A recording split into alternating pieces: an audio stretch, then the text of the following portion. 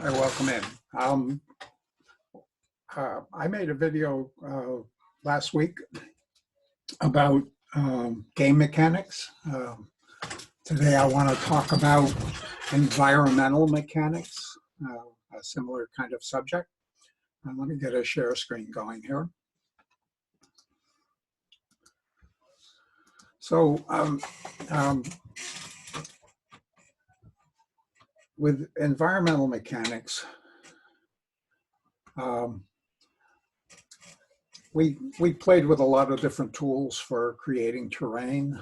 We painted with brushes to raise and lower terrain. We painted on textures and trees. We had the terrain toolbox, a script that procedurally generated a terrain using various algorithms. But we haven't really talked about what we want from our world and how to design it. When you're designing a virtual world, we need to look at the real world, understanding the shadows and colors and textures, clouds, wind, weather, all these tiny details influence the believability of our virtual world. Often it's the things that are not missing that the player doesn't even notice that make the world more believable. These are things like posters on the wall and dustbins and scraps of paper, dirt in the corner, scuff marks, chipping paint. These kind of details add to the believability of a game. Of course, you might be doing a cartoon format game, in which case this is not the way you'd go it. But looking at the real world and applying the rules of nature is a good way to plan your world. As we design a map, a good idea is to provide a focal point that acts as the goal location that leads our players on.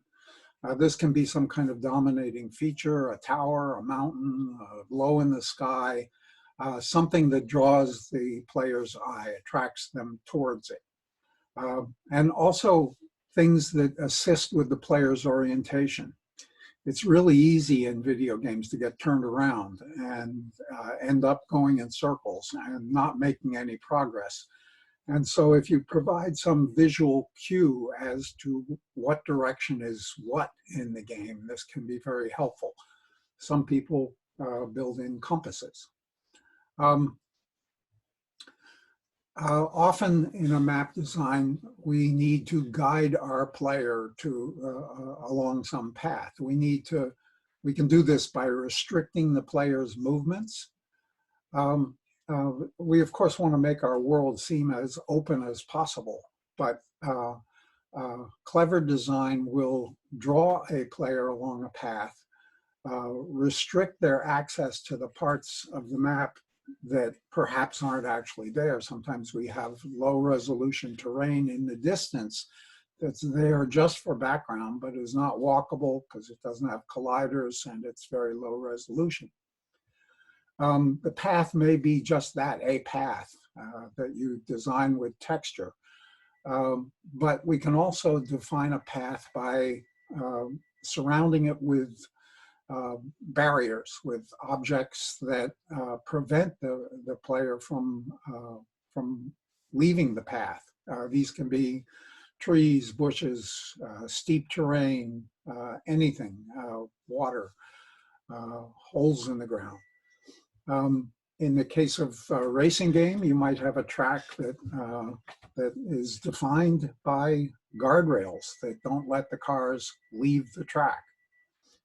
The visual guardrails may be small, but the actual boundary guardrails might be invisible barriers that keep the cars on the track. This idea of distant scenery, like we've made our worlds that are these big squares of terrain, but we get to the edge of it and it looks kind of weird because there's this cliff at the edge of the world. And so often we'll put in low polygon 3D objects that are far away and don't have to have colliders because the player can't access them. We have to be clever about that. We can also use damage and reward systems to guide the player, moving them in a desired direction. We talked about as a game mechanic, avoidance, where as they step off the path, their health starts going down faster. That would keep them on the path. Also, you can use enemies to keep people on the path. Although often we associate enemies with something valuable. You can lead players on with a trail of power pickups that they have to keep getting to in order to keep their health alive. A common error with terrain, with worlds, is to make them too big. You end up walking a lot in this big empty world with not much going on. So it's often better to keep the scale reasonable. And you want to match the player's size scale to the objects in the environment. Our players are 2 meters tall. Things should be comparable in scale. The devil's in the details. If you look at the real world, you'll see that trees distort the terrain on which they sit. Roots make bumps. Grass tends to be taller around trees because it's hard to mow them. There are weeds and rocks. Mountains have tree lines above which trees are smaller or more widely spaced. The ground tends to be rockier. Water often has plants growing along the edge of it, reeds, and the grass tends to be greener around the water. And you can use effects such as bushes and grass to hide abrupt boundaries where one object meets another. So if the trees don't line up well with the ground, with our automatic tree placement tool, plant some grass around them. Now, let me show you an example here of some of these features. This is an old Unity 3 demo game, and unfortunately it broke in Unity 5, so I don't actually have a copy of this that I can give you, but I do happen to have a compiled version of it. And this actually demonstrates a number of the features that I'd like you to see in here. This is called Boot Camp, and it's unfortunately, it's going to make some noise. So right off the bat, this is where the character manifests. And right away, you can see one of these features, a tall tower off here in the distance. Oh, I can't point at it with the mouse. I can pause the game. Here's a tall tower off in the distance. This actually happens to be where the target of the goal of this game is. And another thing to note are these power lines that traverse the game. These power lines actually will lead us to the target as well. With regards to this endless terrain here, if I turn around and go back over here, first of all, I find these fences that are keeping me from going anywhere further, but I can see that low poly unwalkable terrain off in the distance. So I'm not seeing the edge of the world here. It's there, it's just over the edge of this cliff, but I'm not seeing that. And this wall is not all fence. Over here, I have some unclimbable terrain where the fence disappears. And now we have this big bump in the terrain that is too steep for me to get up. Even if I try the jumping trick, I can't get up. So I'm confined to stay on the walkable terrain, even though far, far away there is this visible but low poly unwalkable terrain. Now, if I'd started off here at the top of the hill, looking down towards the river, I can see some features that attract me. First of all, there's that tower. As I come around here, there's this bridge. And the bridge is an example of kind of a path that leads you on. You see this bridge and you're tempted to cross it. Here we see examples of some of the detail work where we've got all this paper strewn around. We've got oil cans and boxes and spare tires, and the texture is all rusty and it's not shiny and new. And we're led on by this linear feature that kind of draws us into the game. Here we see an example of just an explicit path. Over here, if I were tempted to try and climb that terrain, I would find that it's too steep. So even though there's no explicit fence there, I'm prevented from crossing that terrain. Traveling on,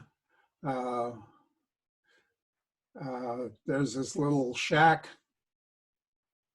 Oh, by the way, notice the power lines that are giving me a sense of orientation, a direction that I can follow as I'm lost in the forest here. Here's a place with more of this kind of detail. Of course, we've got a gun that blows things up. And as I kind of follow my wires that orient me, aiming towards this tall tower that is kind of leading me on, texture paths that are leading me on, more detail, scuffed textures, really nice inside detail here. Got posters on the wall that we can try and get close enough to read. Oh, and there we've achieved our goal. The sergeant has told me that I've achieved the goal and I'm ready to move on to the next level of the game. So, so that's an example of some of those features that I described in there. Whoops.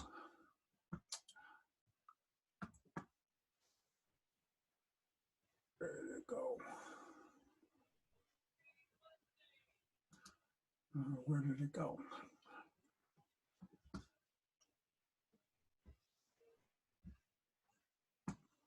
Sorry, I lost my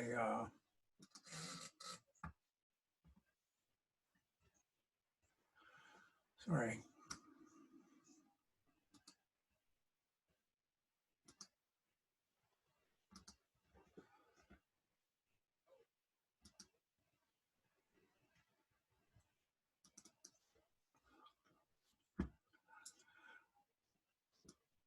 So I want to continue on here talking about map layouts.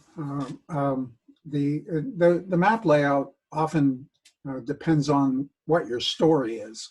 A game that moves from start to end may want to have a kind of linear map that leads you on like that.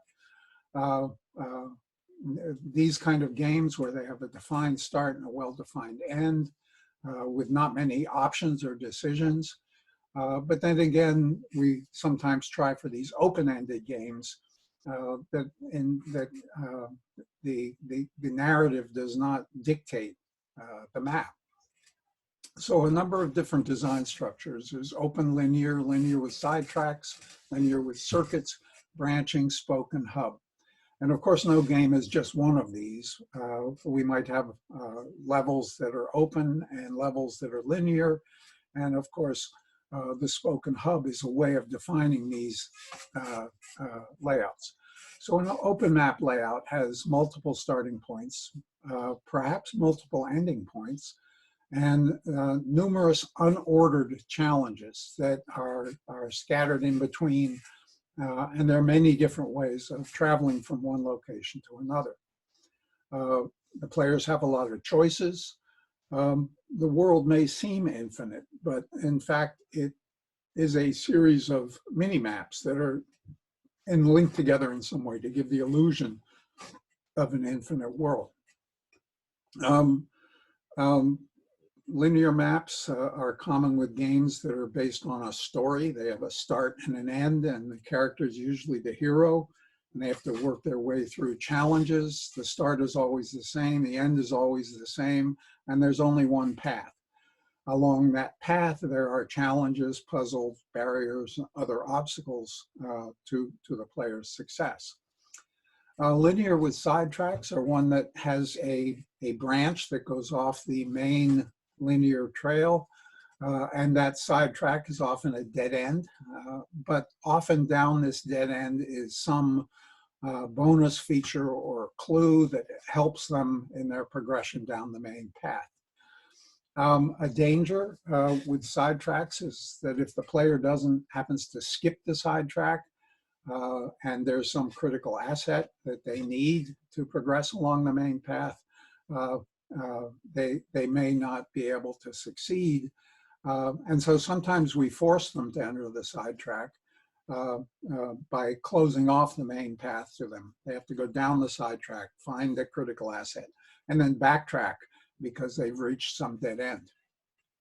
Circuits are sidetracks that are not dead ends, but instead rejoin the main path either before or after they branch. Think of loops and if structures. If structures skip over code, loops go back and repeat code. So circuits are kind of like loops and if structures. They offer opportunities to bypass parts of the main path, but they can also disorient the player by sending them back along the main path so that they perceive themselves as going in circles. Racing games, of course, are examples of linear circuits where the track goes around and around and around and in a circle. Branching maps have one starting position, but they have many different endings. They have many different places that you can succeed in the game and finish it. From a narrative point of view, there have to be then multiple outcomes. If you play as the bad guy, you end up one place. If you play as White Hat, you end up someplace else. It depends on the player's choices. These are harder to write. They require a lot more artwork, paths that may never be traversed. Branches in this kind of game are often one-way portals that only let you proceed down one path. They are rewarding in that a player is encouraged to replay the game and achieve a different outcome, so you may get more plays with a game of this sort.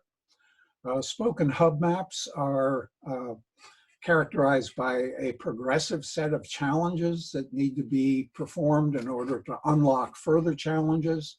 So you have to do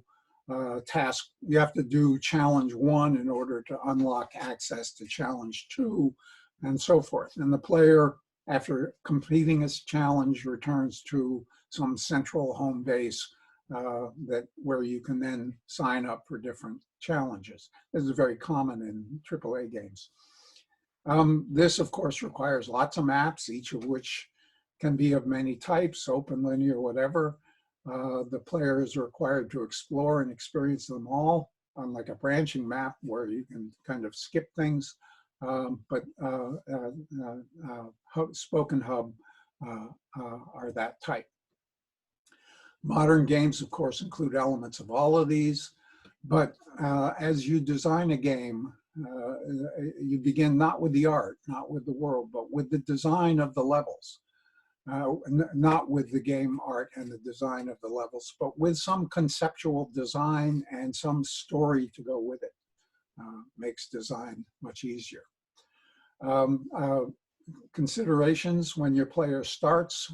Don't start them off looking at a wall. Start them off looking across some expanse like that boot camp game did, with the goal in sight, the tall tower that is going to draw them on. Immediately immerse them in the level. If you're going to use a door, face them at the door, draw them into the level. Consider flow, how the players move from beginning to end. It's critical to keep the player challenged, keep them moving towards the goal, keep them engaged. You don't want them to have hard slogs across empty terrain with nothing to do but walk. You want to keep them engaged. Avoid the hard slogs. The players may know that they're being herded along a path, but it's important to provide them with numerous paths to allow them to make some decisions that give them at least the illusion of freedom. Constrictions in the path can make the player feel confined and generate tensions. Side tracks that are dead ends can offer areas of interest. Be sure there's some reason for entering a side track, a reward, or players will stop exploring and your effort will go to waste. Trapping a player, blocking the exit in a dead end is another way to create tension and panic. But be sure the player is ultimately able to get out by solving a puzzle, promoting to another level, or dying and being respawned somewhere, but let them out, don't keep them trapped. If you're doing a 3D game, use 3D, use the third dimension. Provide different height levels with alternate routes between points on the map. If high terrain is not just there for decorations or for barriers, make it accessible so players can reach those places. This can give them a vantage point, a place within the map where they can hide, a place where they're safe from attack, or a place where they can see further, where they can see more of the map and get oriented and know where they're trying to go. A lot of this came from a book, Fundamentals of Game Design by Ernest Adams, and I encourage you to work more on this. One of the reasons, the reason I'm telling you this, apart from the information, is because as with the game mechanics, when you analyze your game that you're going to include in your manual that you provide with your final project, you're also asked to analyze the type of environmental mechanics that you've used in your game. So I'm going to end the share screen here, and I'm going to stop the recording. So I'll see you all in class. Stay safe. Stopping recording. Bye.